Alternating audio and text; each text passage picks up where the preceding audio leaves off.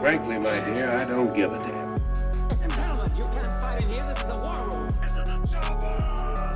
Yippee-ki-yay, motherfucker. There's no crying in baseball! To infinity and beyond!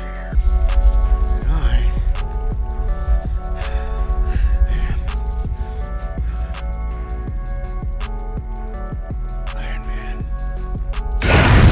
What's going on, everybody? Welcome back to Film Code. My name is PAClouden, and what a day already. Man, we should have started this 30 minutes ago. But anyway,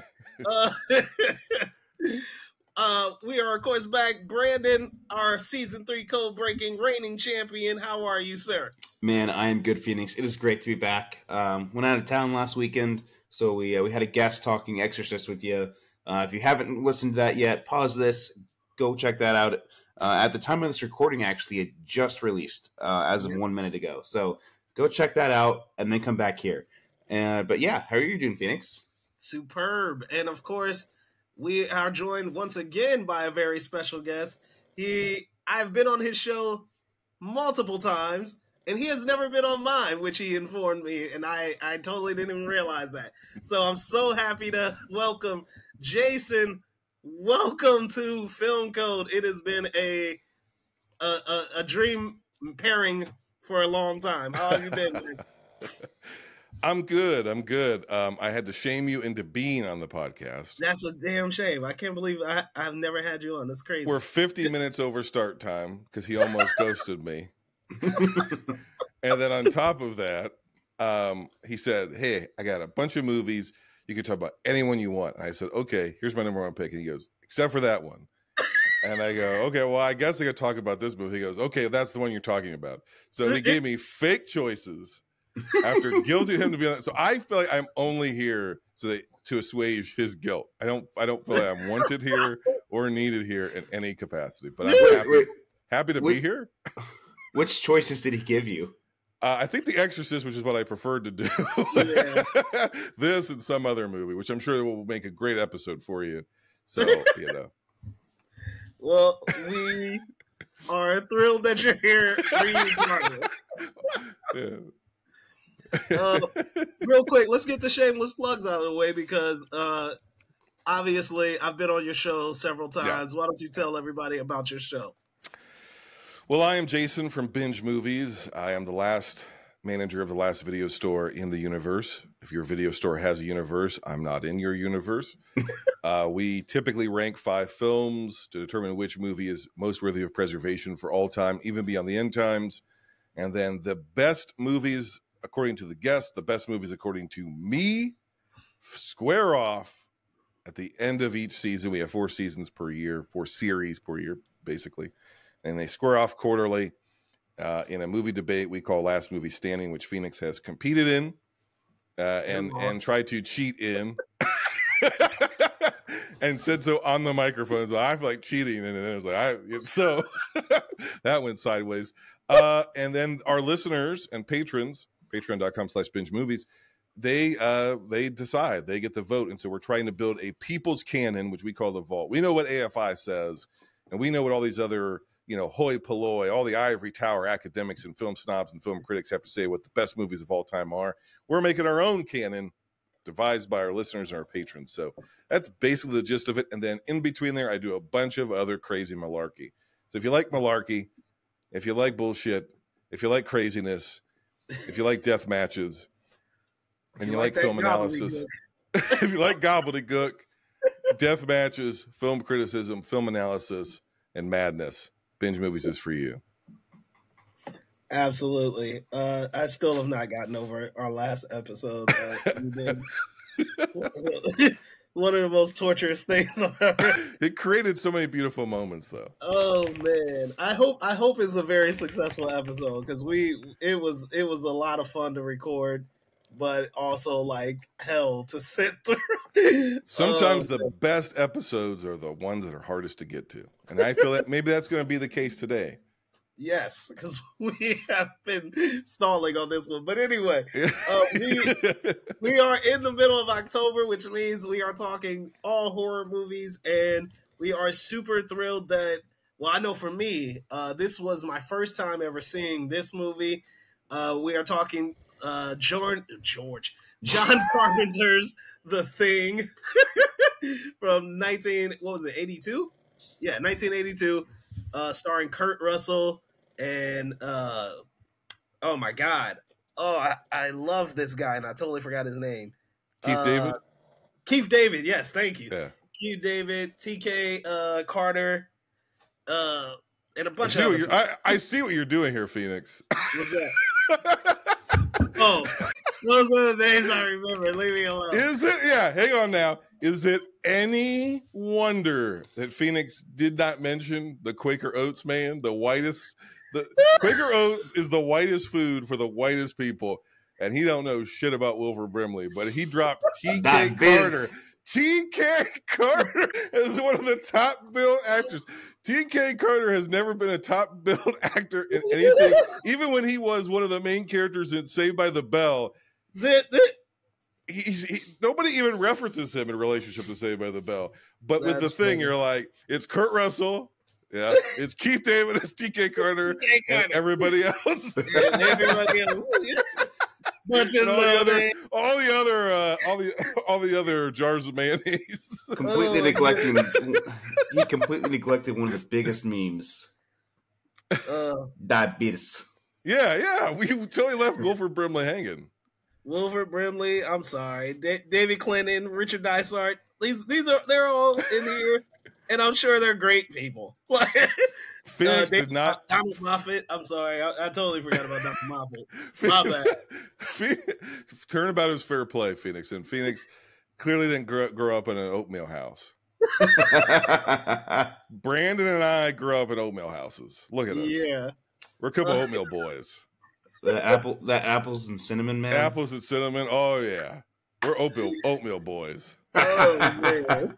Yeah. That was great. So, like I said, this was my first time seeing The Thing. So, I remembered who I remembered. But anyway,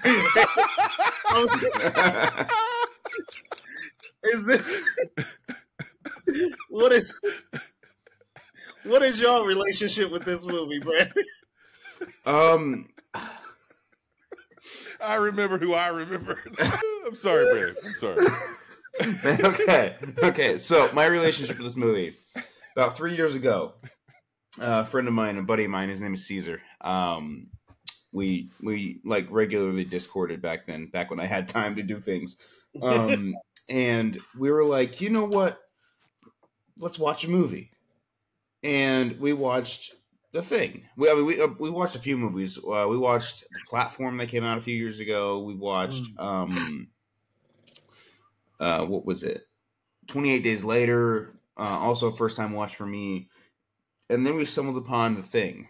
And that was a movie I personally have been wanting to watch for a long time.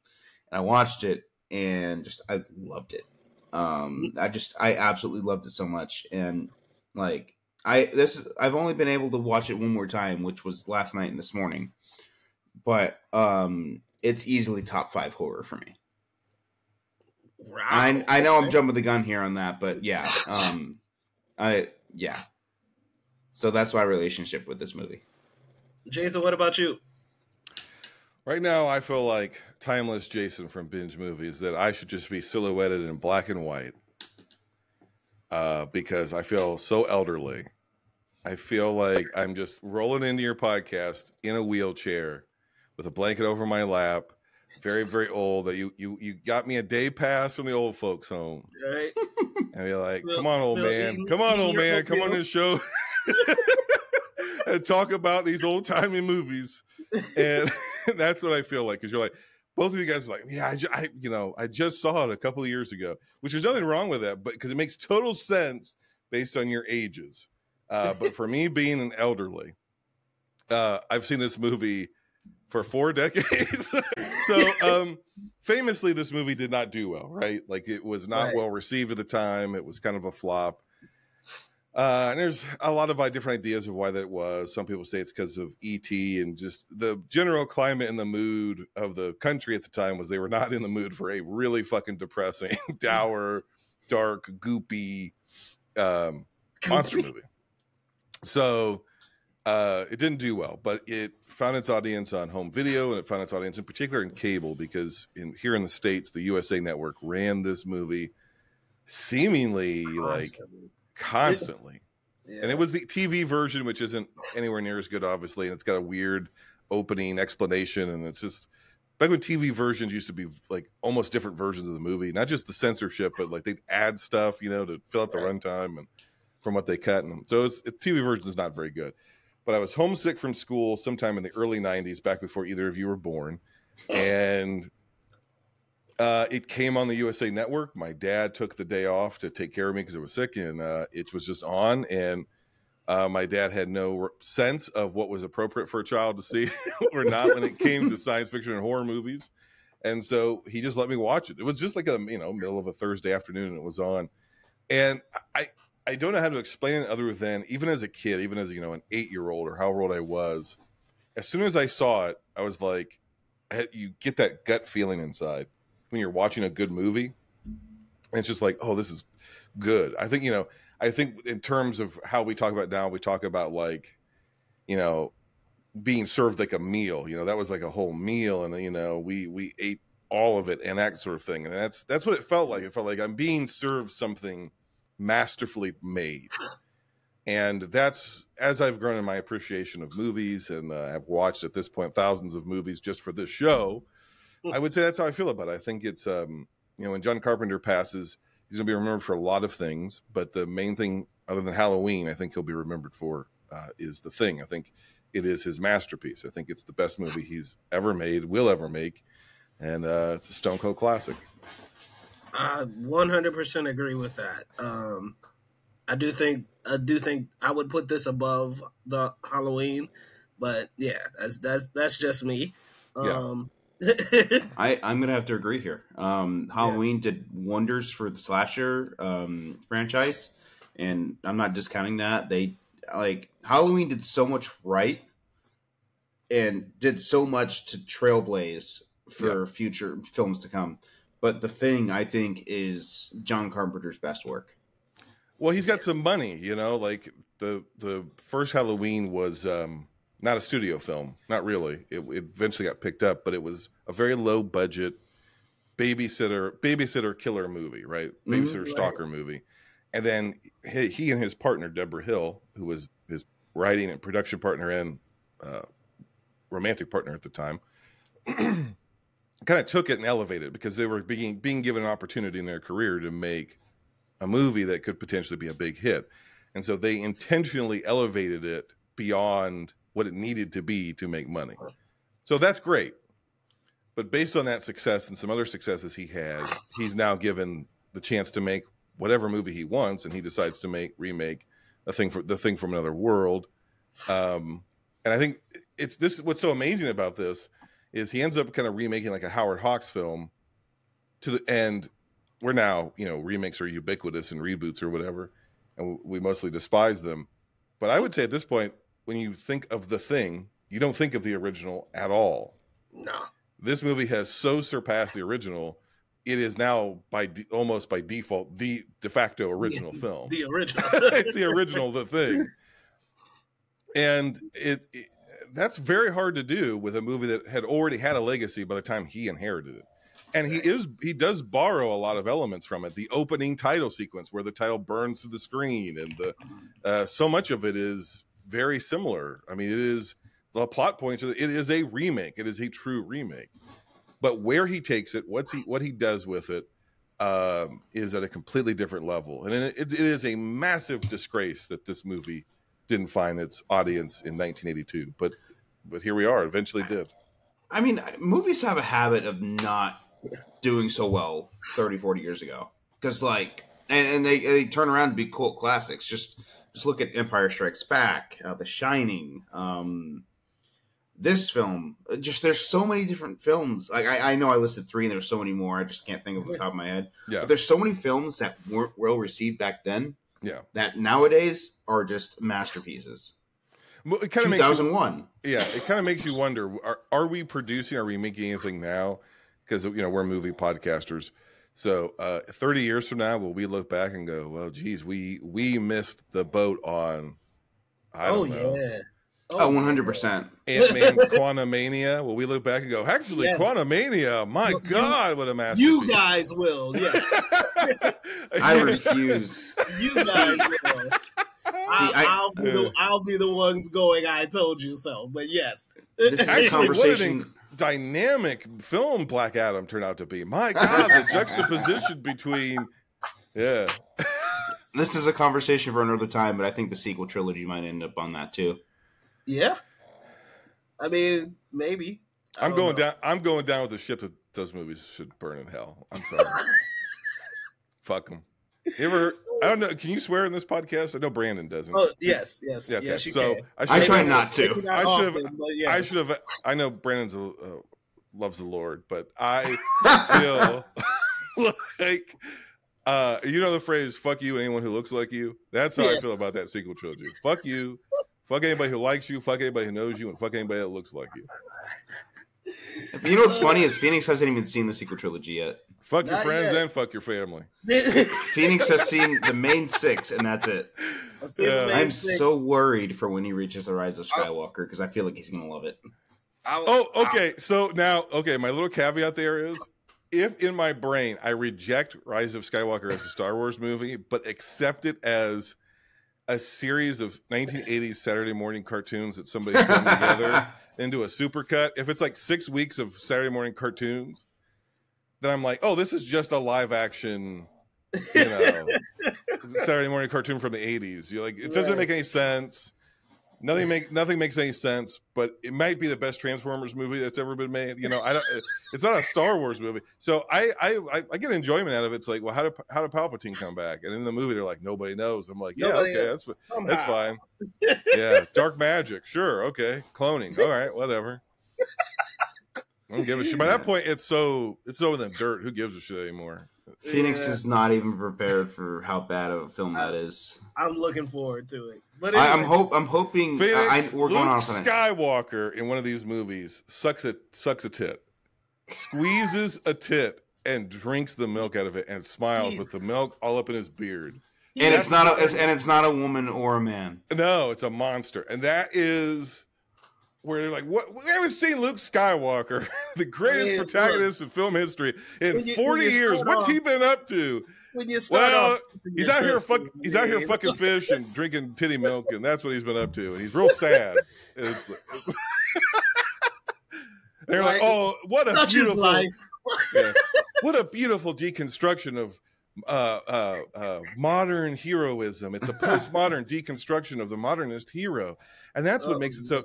In 40 years, I'm still the phrase is already outdated. It will be even more outdated when I say this in 2060. Miss me with that bullshit. Get the fuck out of here. You ruined Luke Skywalker. You ruined his legacy, and fuck it. We have gone off on such a tangent.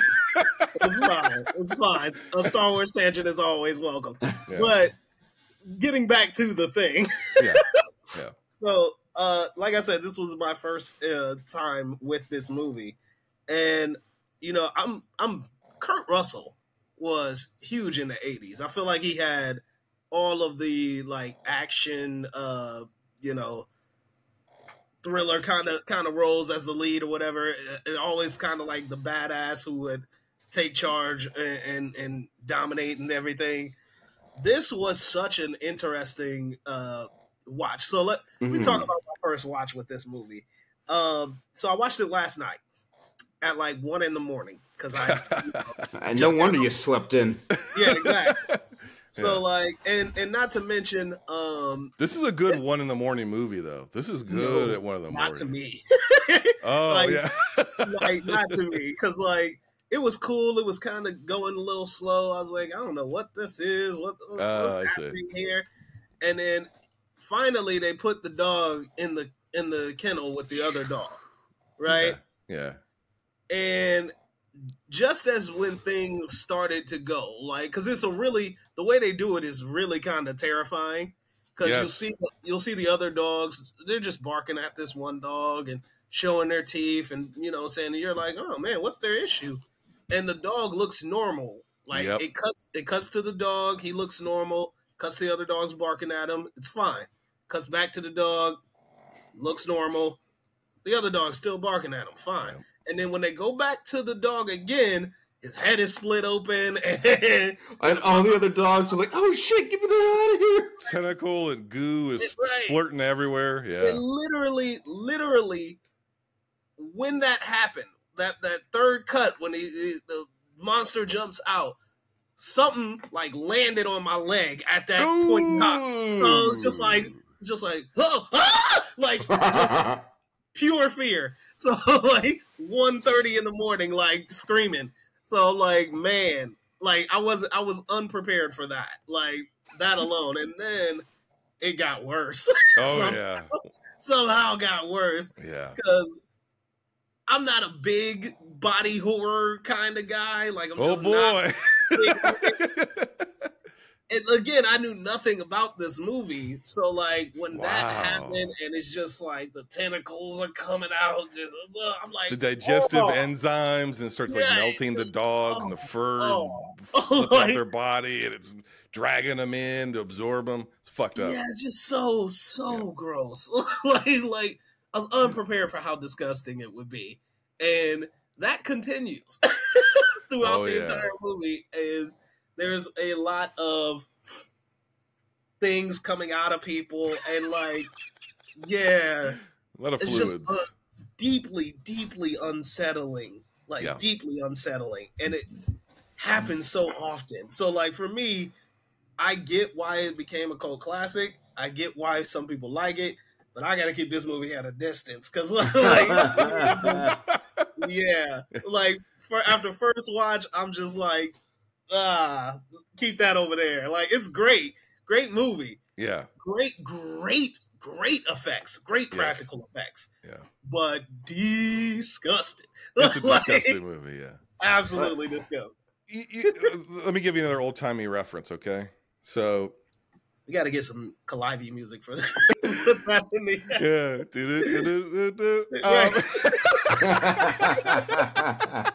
The 1970s Invasion of the Body Snatchers, the one with Donald Sutherland, which is also a remake. We had seen in movies before The Thing and after The Thing, like doppelganger movies, right? Where a creature kind of takes over somebody's body and makes a duplicate of them. I mean, even Us, to some extent, it is a doppelganger movie. It's 4 evil versions, evil in quotes, versions of yourself show up when you're on vacation. But the closest thing would be that 70s Invasion of the Body Snatchers, where somebody's asleep somewhere and you go in and there's like vines and tentacles and all this sort of stuff, like going up and through their nose and all this sort of stuff. And then there's this pod and a copy of them is being born in this pod.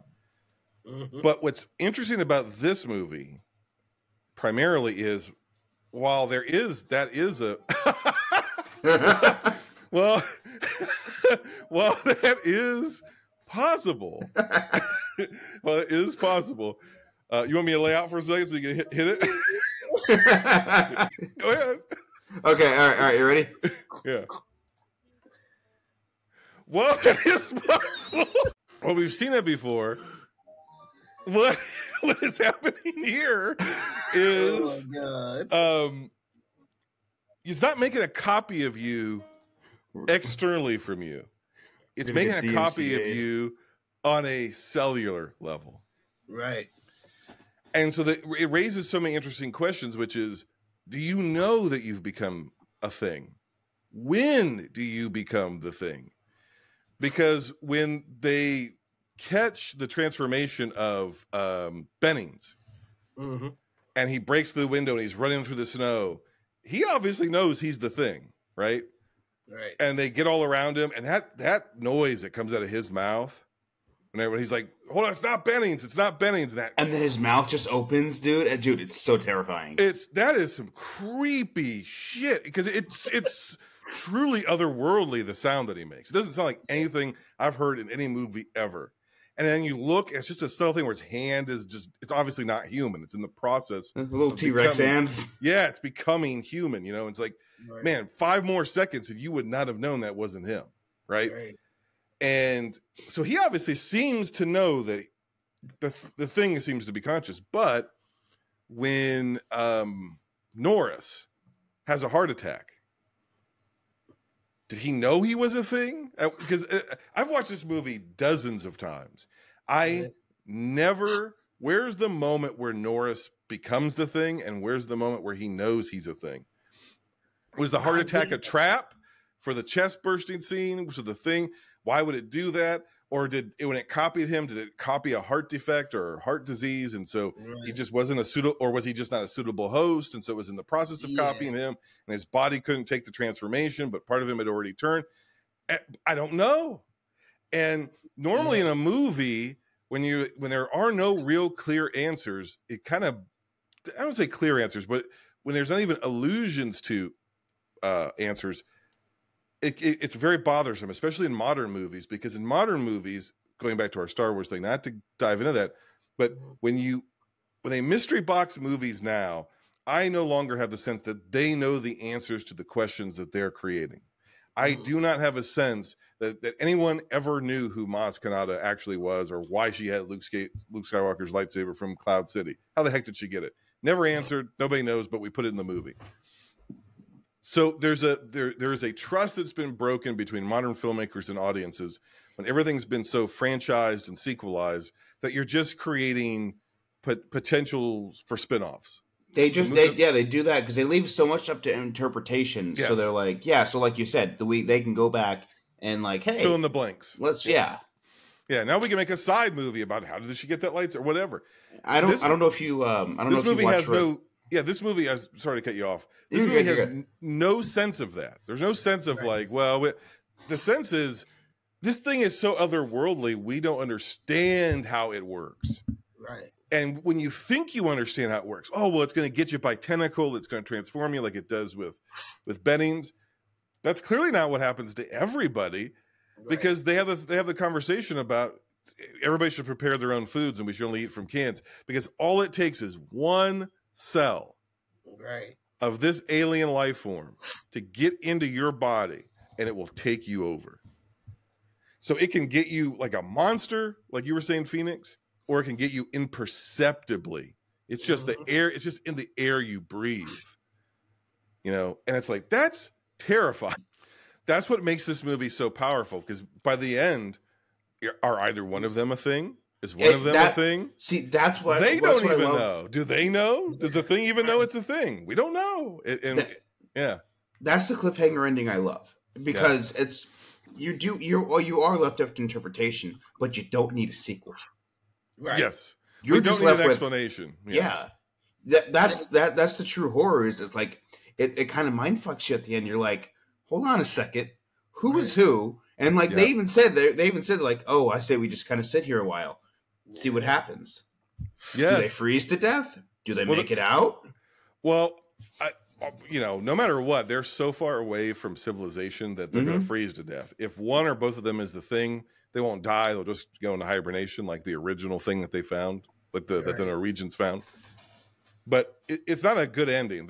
No matter what, they're both going to die or freeze. And if one of them is the thing, it's such a, Kurt Russell's like, well, if one of us is the thing, there's not much either one of us can do about it. Which is a really fucking downbeat ending, right? It's after all these explosions, after all this stuff, where it kind of for a brief moment kind of becomes an action movie, at the end it's sort of like, well, it's futility, it's pointless. Right. And I don't know, can we handle a movie today that would just be like, nothing is really explained. It's very gross, disgusting, terrifying, and really somber and downbeat. I don't know that we could. Film Twitter would not accept it well. Right. I mean, in fairness, audiences didn't accept it in 1982 either. Right. But man, I don't think you could do this today. I think you'd have to be like, well, this is how it works, and this is, know. It's interesting to me. The ending didn't bother me at all. I love the ending. Yeah. Yeah, like the ending didn't bother me at all. What I was a little bit confused by, but now that we've spoken about it, I kind of get it. I thought the paranoia happened a little bit too quickly, like where everybody's just started like blaming each other. Like, are you, is you that? Right. Like, I feel like that kind of came on a little bit too quickly because it was just like, I don't know, dude. Can I address that for a second? Yeah. So the movie does a masterful job of, during the boring parts, like you're saying, before the dog turns, right, to show us what their life is currently like in. They've been isolated. They've been there a long ass time. Right. They've already been in Antarctica for a long, long ass time. To the point that, you know, Palmer's there, you know, he's smoking weed, and they've already seen that episode of oh god, I can't remember. It's not Price is Right, but it's the other one, the door one, the game show. He's like, I've already seen this one. He takes the tape out. They've already burned through, and we also have to remember this is the 80s, right? So there's only so many magazines, there's only so many VHS tapes, they're not getting cable up there, there's no satellite TV. They're isolated, they're cloistered. There are a bunch of, like, some of them are scientists, some of them are seemingly ex-military. They don't really get along to begin with. It's not like they're a group of friends or a group of people who love each other. They're there for a job. They've worn each other down. They're on each other's last nerve already. Right. And we see, as we track through the compound, you know, TK Carter, you know, Knowles, he's blaring his music, and Knowles, can you turn that music down? And he cranks it up. Like, we see that these guys are at their wits' end with each other, and they don't give a fuck anymore. Yeah. So a group of people who are already kind of at each other's throats, who then have some absolutely bizarre, otherworldly, terrifying body horror shit, where if somebody just looks at you the wrong way, you could turn into a monster. Have that happen in their midst. I think that's why they're immediately to jump, because they were already against each other. Now you've introduced the unimaginable into that circumstance, the uncontrollable, and so it's like it's just. And I think it's what makes the movie so great is that it's about monsters, this monster or whatever, but I think it's ultimately about human beings, and it's ultimately it's kind of a whodunit. Right. But the killer, so to speak, is always changing. It's so well crafted in my eyes. Yeah. It's extremely well crafted. I mean, like I said, like that first, like, the only reason I felt like that beginning was slow is because it was 1 o'clock in the morning, for one. Yeah. and I knew nothing about this movie, right? Yeah. I'm sure on like second, third viewing, I'll be like, no, this is great too. But like, I do especially love when McCready is playing chess, and then and he just like throws his drink in the computer, like, cheating bitch. Right. Well, that's the other thing. He's even at odds with the fucking game computer, right? Like that's how wore out these guys are. Yeah. Like that's how like their situation is. It's like, and you have the I can't remember his name. I think it was Wilson. Something, I don't remember, but he's trying to get he's trying to contact someone, you know. Oh, Windows. Yeah, Windows. Yeah. And he's trying to contact someone, and there's no response. Like, you know, so like, not only are you stuck in this situation, but you haven't been able to speak to anybody else outside of it for weeks, right? So like, all of this stuff adds to that element of, you know, feeling isolated, feeling, you know, in a bubble, and you're just you're ready to snap. So like, I totally get it. Like, and I do think they set it up very well to get to that reveal with the dog, which I do think was pretty excellent. Yeah, but I can say I am so very, very glad I did not see this as a kid. I look, when it comes to horror movies, I love horror movies. I am a really big slasher fan, right? I'm a really big psychological thriller fan. I could do all other types of horror, but body horror to this extent,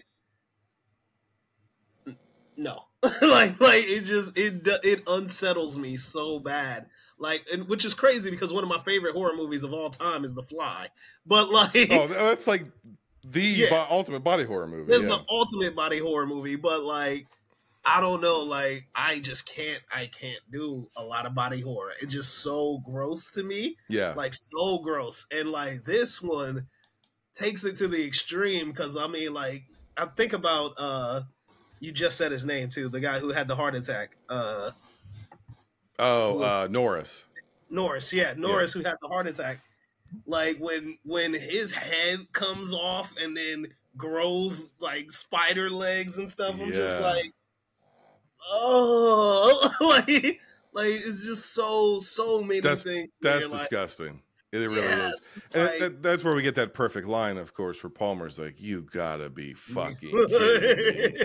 Yeah, because that's what you're thinking as the audience member the first time you see it. You're like, "What the fuck?" Yeah. Yeah. Like, it's so imaginative, right? Isn't it so imaginative? Absolutely. How it's not just it's disgusting, it's deeply imaginative. And shout out to Rob Bottin, who did the most of the special effects. Like, yeah, the team who did the special effects, the practically it's makeup team, bro. Like, what in the world? Hats off, like, some of the best. I was shocked I didn't see Rick Baker's name on here, so even better. Like, you guys are sensational, but like, gross. Like, so gross, guys. Yeah. But very, like you said, very imaginative, very creative.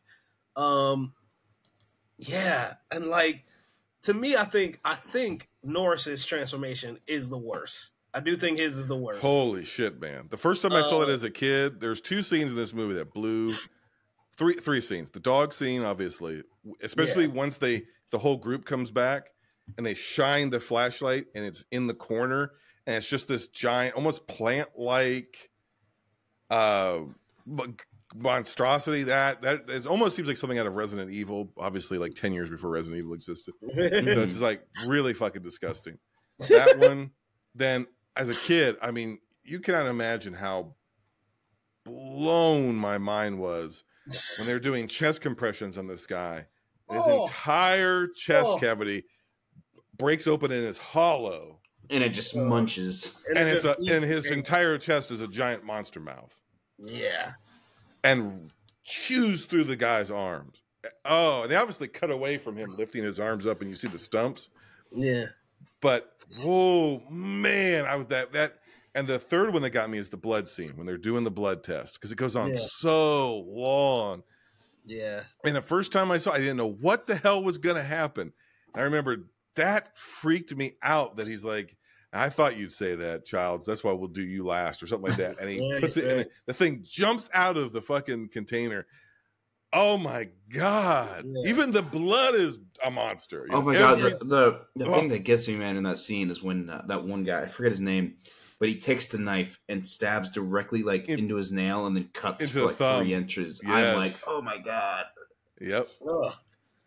Yeah. Just brutal. Yeah. Like that's another scene where I'm like, honestly though, the like you're saying, like I think it's Clark, the guy who was obsessed with the dog, Richard Mauser, the cutting of the thumb, the sound effect was like is like so real looking that I'm just like, are they just cutting their fucking thumbs on the screen? Right. It looks real, and they're squeezing the blood off into the thing. And then I'm like, oh my God, this is a bloodborne, potentially contagion. Right. Well, you're sharing that knife, and I know that they're using the knife and they're heating it up, and but like the first guy just like wipes the knife off on his jeans, and I'm like, but if he's a thing, it's like the whole. And I've seen this movie a million times. But every time I'm like, what the fuck? No, don't do that. You know, I want to stop the scene from happening because I know the blood's going to react. I know the blood's going to be like trying like running away when the blood scatters on the floor and like all the blood droplets are going in opposite directions because they're all sentient. And then Palmer starts transforming. I'm like, oh my God. And they're tied to the monster. And they all, it's crazy. It's like they all die with the exception of like 3 of them. 2 of them. 2. Yeah. Yeah. Yep. And like you can completely blame McCready for that. Like that is 100% his fault. I honestly though, I think like 2/3 of the way through, like one of them, because the thing destroys the chopper because it's doing it to build its little ship. So it destroys the chopper. It destroys the radio. It destroys any way for them to communicate and warn the outside world. Right. It destroys any way for them to leave. And eventually the camp gets blown up. The building gets blown up. The generators are dying. They're going to run out of gas. And so it's like at a certain point, and it's not even towards, it's like the last fourth of the movie, basically. McCready's like, it's pretty clear we're not going to make it out of here alive. Mm-hmm. Yeah. So at this point, the rest of the movie, it's like, it's not a matter about us living. It's a matter of us killing or stopping this thing, because if it reaches civilization, it's game over. Yeah. And there's there's something about how coldly they're all resigned to the fact of like, it's over. Because in the rest of the movies, you get kind of we got to stop it from reaching the mainland. Like be some big speech. There's no big speech. It's just like, we're fucked. We're going to die. We got to stop it. Mm-hmm. That's it. It's so understated. I love it. There's a lot of similarities, I guess, to The Shining here, of like The Thing compared to Jack Torrance. I mean, because Jack Torrance does the same thing. He destroys any chance of them leaving. Yeah. He knocks out their communication, and it's not Jack Torrance doing it. It's the entity of the hotel getting to him. Yeah. And just that's how what I love to see. It's just like, I love the comparisons between the two. And we need a Scatman Carruthers down in Florida. Watching some porno, get a thing in his head that says, I got to get up to Antarctica, and then you think he's going to save the day, and then just ends up getting an axe in the chest. I could say the only way you could improve this movie is if you replace TK Carter with Scatman Carruthers. I think everything's better with Scatman. No, you can't replace TK Carter. Oh, I'm sorry. Sorry, TK. Who could we replace with Scatman Carruthers? Keith David? No, you can't touch Keith David. He's a saint. Maybe you could get rid of Donald Moffat as Gary, the army guy with the gun. You could make that Scatman. Yeah. That'd be hilarious. Yeah, I'm like, apologies for anyone listening. We did not give a spoiler warning, so sorry. In case you have not seen this movie, like I clearly hadn't until now. So much of it is so impeccably done, and it's such a weird concept for a movie. And like you said, it is a remake. But to me, it feels like this is sort of like the blueprint, you could argue, for like even the zombie movies that we have today, because it's basically an outbreak, right? That happens, that occurs, that transforms everyone. So like, it feels very much like, like this feels like the prequel to every single zombie movie I think I've ever seen. Feels very similar to like The Last of Us or something like that, like in that vein. Very much. Yeah. So like, but it's a brilliant concept. It's very, very well executed, incredibly well executed. It's just so goddamn gross. Like, I just can't get past how disgusting this movie is. Like, what's interesting, like this month, like we talked about The Shining, we talked about Psycho, we talked about The Exorcist, and like all of those movies are different in the way in which they deliver their horror and what chills you or whatever. Like, to me, of the ones that we've discussed, I think Psycho is probably the one that scared me the most. But like, this one is right up there because like I said, I don't do body horror, and like part of the reason why I was a little late today is because I was scared to go to sleep.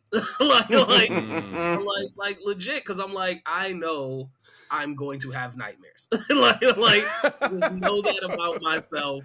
Yeah. Like, and it didn't happen last night, but it's gonna happen. Like in the next 2-3 days, I'm gonna get a weird ass dream where my feet become faces and teeth, and it's gonna run out and wake up screaming like, holy shit. Like, because this is like, body horror is just one of the grossest things you can do. It's one of the most creative and visionary things you can do. And I think that's part of the reason why people keep coming back to it, is because you can always do new and inventive things with it. Yeah. And I think we've seen that. Like, obviously this is the first body horror movie ever made, but like, to me it's definitely one of the highest standards. Oh yeah. And it's just amazing the creativity that you can come up with in that type of scenario. So very original, and especially for its time. I totally get why it flopped and wasn't well received, but in the summer of E.T., like in one theater, E.T. is playing, and the next theater of this cold, sterile, like the score of this movie consists of basically just boom, boom, Ennio Morricone. Boom, boom, yeah, boom, Right. boom, and it's like boom, boom. That's all the score is, and it's perfect. So you have this droning, depressing, nihilistic, hopeless, gross, slow-moving, whoodunit monster movie, and then you have just the triumphant Amblin glow. I'll be right here. Yeah, it's like, which would you pick in 1982? Swap the directors. Steven Spielberg's The Thing and John Carpenter's E.T. John Carpenter's E.T. would be, well, he did Starman. So I think Carpenter in this era would surprise you. Here's what I'd say. I think Carpenter could have made a type of E.T. I don't think Spielberg ever could have made The Thing. Not like this. Like, he could have produced The Thing, but he couldn't have directed The Thing. Not like this. Yeah. I don't. It would have been a totally different movie. Yeah. But I do think John Carpenter's E.T. would also be a totally different movie. Yeah, but if you guys haven't seen Starman, it's not that dissimilar in a lot of ways from E.T. Carpenter, when he was in his bag, he had more tricks up his sleeve than I think he gets credit for. And then eventually he shit the bed. But we're in his prime era right here. So right. Yeah. All right. So we've reached that moment. Official ratings. What are you giving The Thing, Brandon? Easy 5 stars. I got to look at where it's at in my top 5 horror. I think it's number 3, but just this movie is just so good. I think it's The Shining, then Get Out, then The Thing. I think top 3 horror. It's so good. I love the empty feeling you get at the end of the film because you know their fate. You just don't know who's what or what's happening, or what's what. So yeah, no, I absolutely love this film from beginning to end. Nice. All right, Jason, what about you? Where are you at? I have to pay Brandon a compliment quickly because there's been so much in the intervening years from 82 to now, so much discourse about The Thing. And I don't know if I've ever heard anybody refer to it as empty. It leaves you with an empty feeling. And that is a great way to sum up this movie. People always talk about the isolation, paranoia, but the emptiness of it. Yeah, that's really great. Can we do halves? Can we do halvesies? Yeah. Yeah, of course. To me, it'd be 4.5 stars. The only thing that keeps it back from being a 5-star film is 2 things. The very beginning, Carpenter did not want the UFO to see the UFO at the beginning after the title credits or during the title credits. So he wanted it to be more of a surprise when they get out into the ice and you see that giant matte painting of the UFO in the ice, which is very, very well done. And I agree with him. That was done, I think, in reshoots or whatever without his permission. I don't think we need to see the UFO crash. I think it's better if we're like, what the hell is this movie? And then we just find a UFO and like, what the hell? Yeah. And then the ending, speaking of the practical effects, Rob Bottin had a literal nervous breakdown working this movie because he was working like 20, 23, 24-hour days for days at a time to be able to pull off these effects. And he was so worried that they were not going to be good, which is just ludicrous now, right? But he's so worried they were not going to be good that he had a break. He had like a psychotic break, had to leave the movie. And there were people who had to step in. And most of the third act, once Wilford Brimley, Blair, once the Blair monster at the end and all that sort of stuff that kind of goes stop motion. It feels different. It looks different. It doesn't feel like the effects we've seen in the other parts of the movie. That's because it was done by other people who were stepping in to get the movie finished. And they were running out of time and money and everything. So the ending is not what they fully wanted to execute, which is not their fault. But for me, those two things fall short a little bit. It keeps it back from a perfect movie. But I would have to say it's still one of the top 5 best horror movies ever made. So 4.5 out of 5 stars. I agree with both of you guys' points, but I think my rating comes down to just personal choice. Yeah, I totally see how this became a cult favorite. I totally understand it. It's really masterful. John Carpenter's mastery is on full display here. But it is also a movie that I wouldn't watch again unless I was watching it with someone who also hadn't seen it, and just to see their reaction, because that would be great. So for me, it's a solid 4 stars. I enjoyed it, absolutely. We'll never watch it again at 1:00 in the morning for sure. Think I'd love to have your experience, Jason, where it's like a Thursday afternoon. Sure, when there's light out, that sounds great. Okay, you want a real trip? Wait till you get one of those lake effect snows that comes off of Lake Erie, and you are jam packed in with snow, and you haven't left the house in like 3 days because you can't get anywhere. Fire this movie up when it's dark at 4:30 in the afternoon.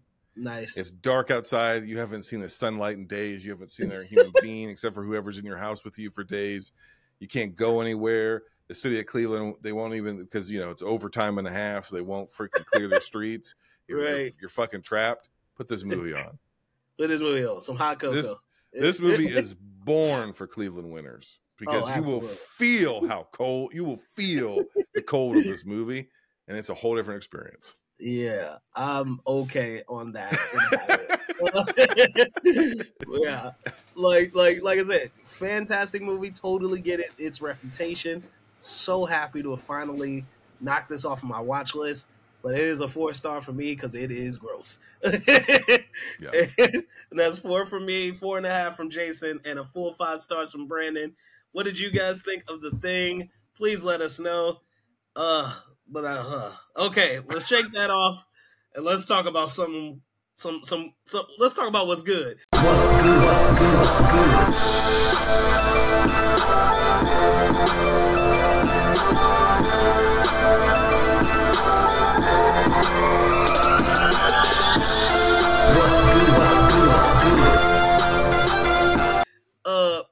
Brandon, what have you seen? What would you recommend? What has been good for you, sir? Yes, man, I have been watching I've just gone through and watched so many movies here lately, because I've been doing this thing where I try to watch 31 horror films that I haven't seen before this month, and with the exception of today, I'm fully caught up finally. And it's just, for me, I'm not really keeping it too horror. I'm more doing horror, Halloween, or spooky. So I finally got the chance to watch Edward Scissorhands. That movie was Tim Burton. Man, I love that guy. That movie was so good. Johnny Depp was fantastic. Of course, you can't go without mentioning Danny Elfman on the score. Mm-hmm. Just, it's so good. Absolutely, yeah. I adore that movie. Jason, what about you? What do you got? What do you recommend? Oh, I'm going to give you 2. I'm going to give you a classic film I'm going to be talking about next year on Binge Movies. It is Akira Kurosawa's 3-hour epic classic film from 1954, Seven Samurai, which is the source code. It's the provenience for every man on a mission, war movie, team-up movie, suicide mission movie you have ever seen in your life. Every action hero that doesn't come from this comes from Yojimbo, but this is the source code for pretty much any movie you've ever liked. So, Seven Samurai. As far as spooky season goes, I also have a separate limited series I'm doing with 2 other film critics. Megan Kearns, who's part of the Spoiler Piece Theater, and she's a member of the Boston Film Critics Association. And then Paul from The Countdown, which is one of the most successful movie review podcasts in all of Australia. They've been around for about 10 years. He's a horror fan. We are going through the golden age of slashers together. in a show called The Slashers. We're going year by year. It is not exhaustive, but it is comprehensive. It's like we're going calendar day, month by month for each year from 1980 to 1984. And that's going to be wrapping up right about the time this episode comes out. So you'll be able to binge, no pun intended, the entire show. There's another cheap plug. But because of that, I've got a lot of slashers on the brain. And I would say if you want an underrated slasher from the golden age of slashers, you should check out either The Burning or The Prowler. Either one of those are great slashers. All right. So slightly different. Been trying to infuse my spooky month with some fun stuff. So it totally turns out that I never actually saw this movie from the beginning. So I was really excited to watch it again. And I caught the first Jumanji, not the Robin Williams one, the remake with Dwayne "The Rock" Johnson. So I really love this movie. Like it's pretty good. Really, like it's really good for like taking that original concept and infusing it, making it more modern. I just thought that was really cool. And I finally getting to see it from the beginning. I totally like understood the characters and their motivation and how it all came to be. It was a blast. It was a blast of a movie. I had a fun time with it. Really, really funny. Really, really funny. Really excited to see if they continue this franchise because I think they should. I think it's been excellent. So that's for me. Jumanji, I think it's Welcome to the Jungle. I think that's what they call it. But yeah, I had a blast with that. So Jumanji for me, Seven Samurai, and what was it? The Either The Burning or The Prowler, or both. Burning or The Prowler. Yeah. And Edward Scissorhands. So there's your recommendations for the week. And that has been what is good for us here at Film Code. So now it is officially that time. My mom always said life was like a box of chocolates. You never know what you're going to get. You're gonna need a bigger boat.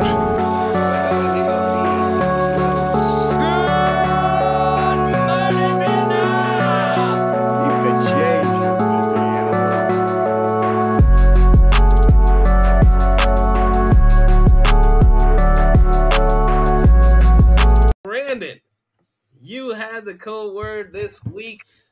Super excited. Remind everybody what your code word was and all of your clues, sir. Yes, the code word was elevator. Your years were 2015 to 2020. The director of this film has the same lead actor in every single one of his films, and the lead actor of this film is in many famous 2000 to 2010 comedies.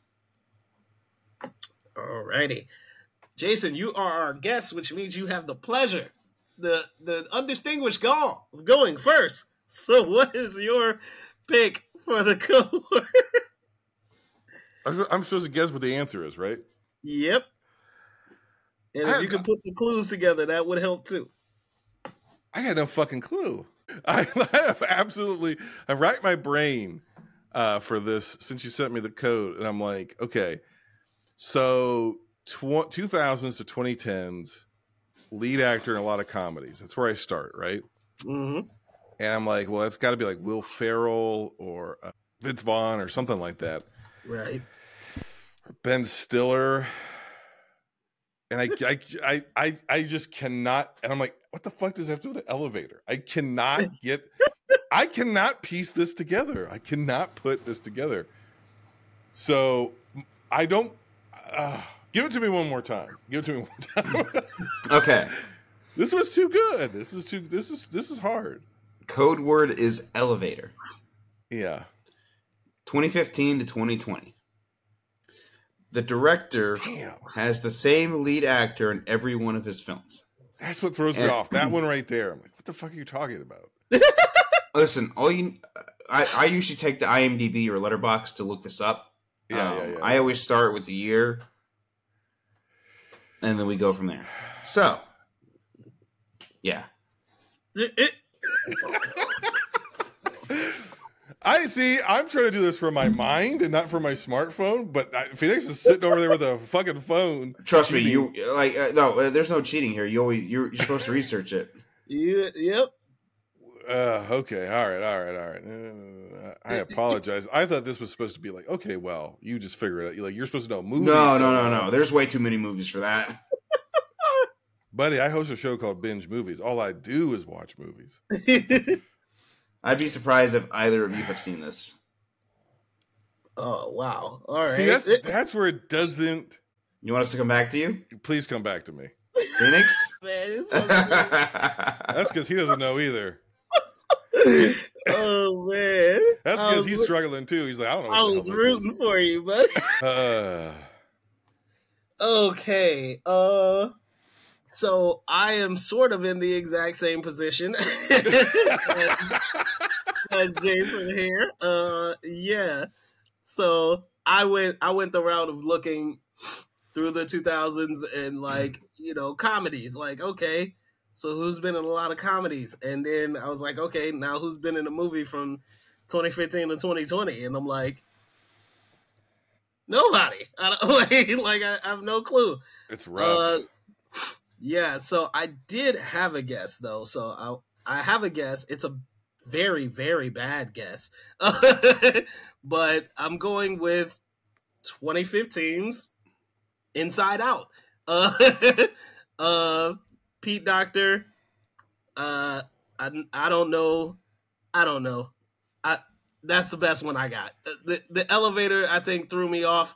I think there's an elevator to her brain in Inside Out, so that's what I'm going with. Yeah. Jason? Give it to me one more time. Come on, Your one more code time. word is elevator. Yeah.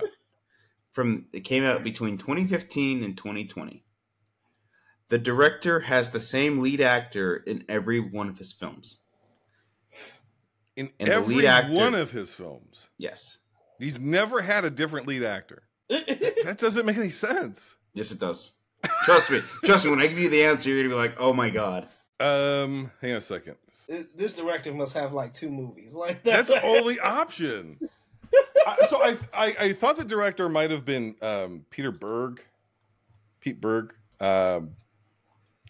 but he has had, because he did a bunch of stuff with Mark Wahlberg, and Mark Wahlberg did a bunch of stuff in comedies during that time, and he's usually the leading man. I thought, well, maybe it's Skyscraper starring The Rock, but that's not right because Pete Berg didn't direct that movie. So I have no clue. I'm going to say Skyscraper because I have no clue. Uh-huh. So I unfortunately have to say you guys are both wrong. Yeah. Of course. Your director is Michael Tiddes. Who? Michael Tiddes. Who the fuck is Michael Tiddes? Your lead actor. You made that up. That's an AI director. That's not your lead actor is Marlon Wayans. What my the God. fuck are you talking about? He was in so many comedies in the early 2000s, 2010s. Scary I don't think Movie. Marlon White Wayans Chicks. made a movie past 2010? Yes. Probably not. Other than Meet wait. the Blacks or whatever. What was that Yeah. movie called? Meet the Blacks? Your Oh, film is Naked. What in the world are you talking about? It came out in 2017. Not You even have? not even 50 Shades of Black or whatever it was called. It's I actually saw Naked. this. That's crazy. The synopsis is where you get your code word. Elevator. Oh, He Yeah. wakes up in an elevator. It's a Groundhog Day type film where he keeps waking up in an elevator naked. Let me hold on. All right, this following is a a wild fake night. movie, man. It's I'm real. looking at I've seen this. it. This doesn't even look real. Following a Man, this is a wild Netflix movie. Those aren't real movies, Brandon. You can't be picking Netflix movies. Those are AI generated films. No wonder. I'm thinking this is something that people could see. People can't see this. Phoenix has seen it. I've seen it. This is so deep on some algorithm somewhere Come on now. Following a wild night out with his best man, Rob Anderson wakes up to find himself naked in an elevator on the morning of his wedding day and is forced to relive the morning over and over again. Is this because I like AEW? Did you set this up as a stooge for the WWE to throw me under the bus? Dude, listen. I watched both. I like both. Yeah. Paul Levesque sent a message down the line and was like, tell your cousin, fuck that guy for Binge Movies. This is the film code screw job right here. Come on. Hey, Brandon, you didn't screw us. We screwed ourselves. Yeah, Brandon's would be like, I didn't screw Jason. Jason screwed Jason. Ring the bell. Ding, ding, ding, ding, ding, ding, ding, ding. I'm just left in the ring. I'm going, this what isn't in a the Montreal world? screw job. I'm writing in the air BINGE. Spitting on Brandon, throwing monitors. Everybody's gonna think it's a work for 40 more years. It's not. This is real. This guy screwed me right here. I'm so mad because I've actually seen this movie though. That's the funny part, and it was actually pretty good. I'm like, I disagree with its 2.2 Letterboxd rating. I honestly quite enjoyed it. Like, yeah. it's this guy who's trying to who has to keep reliving the same day until he gets his wedding perfect. Yeah, and Marlon Wayans is pretty good in it, and the idea of him waking up naked in the elevator is hysterical. But yeah, I enjoyed this movie. This was really fun. Jason, please hate watch this. The thing, I don't have Netflix. The thing that I love about Phoenix is he's like, I've never seen Jumanji, Welcome to the Jungle. But he's like, oh, Naked. Yep, I know that one. Naked. That's how we feel with him. 2017 Netflix movie. That's how we feel with him with Titan. Yeah, but Titan is excellent. I like Titan. It's very strange, but it's very good. Yeah, exactly. Yeah. If you don't like body horror, how do you like that? Oh my God. I know, and her right? stomach is chrome and her skin's ripping off and yeah. Spoilers for Titan. Ugh. You'd be surprised at things Phoenix likes to watch. Yeah, it's all over the place. There, you'll have a film completely out of the blue. He's like, oh man, I love that film. I'm like, what the hell are you talking about?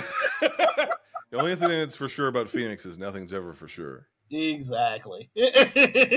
All right, we got to get out of here. This has been a blast. Jason, thank you so much for joining us.